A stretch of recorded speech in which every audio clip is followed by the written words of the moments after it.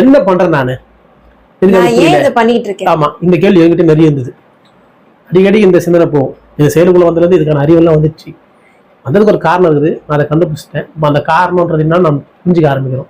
அது கருணையா இருந்தா அது சாத்தியப்படும். இப்போ நம்ம கருணைன்னு பேசும்போது அது கூட நம்ம வியூஸ் பாக்குறது இன்னும் ஒரு கருணையை பத்தி பேசலாம். ஆனா அதுதான் நமக்கு தேவை, அதுதான் மூலம். அது உனக்கு தேவை, உன்னை சார்ந்தவங்களுக்கு தேவை, இந்த உலகத்துக்கு தேவை, அனைத்துக்குமே தேவை. ஆனா அந்த வார்த்தையை 4 வாட்டி 5 வாட்டி மேல நம்மளால கேட்க முடியல. ஏன் அதை நம்மளால கேட்க முடியல? ஆனா ரொட்டேஷனா ஒரு விஷயம் செய்ய முடியும் நம்மளால. தினைக்கும் சாப்பிட்டு, தினைக்கும் தூங்கி, தினைக்கும் வேலைக்கு போக நம்மளால முடியுது. அது ஏன் கேட்கலாம்? அதை ஏன் நம்ம கேள்வி கேட்க மாட்டோம்? எப்பவுமே இதை செய்து நம்ம ரெடியா இருக்கிறோம். ஆனா ஒரு கருணை, ஒரு அன்பு, ஒரு தயவுன்ற ஒரு விஷயத்தையும் ஒருமையோட ஒரு குணத்தை நம்ம அதிகமா பேசினாலும் அதே இது ரிப்பீட்டடா வருதுங்க. இந்த வார்த்தை நம்ம ஏன் சொல்றோம்? சரியான விஷயம் தானே. ரிப்பீட்டா வந்து எனக்கு என்ன கஷ்டம் அப்படின்னு கேள்வி யார் கேட்கணும்? நம்ம தான் கேட்கணும். சரியான விஷயத்த ரிப்பீட்டடா வரதான் செய்யும். எதுக்கு அது ரிப்பீட்டடா வருது?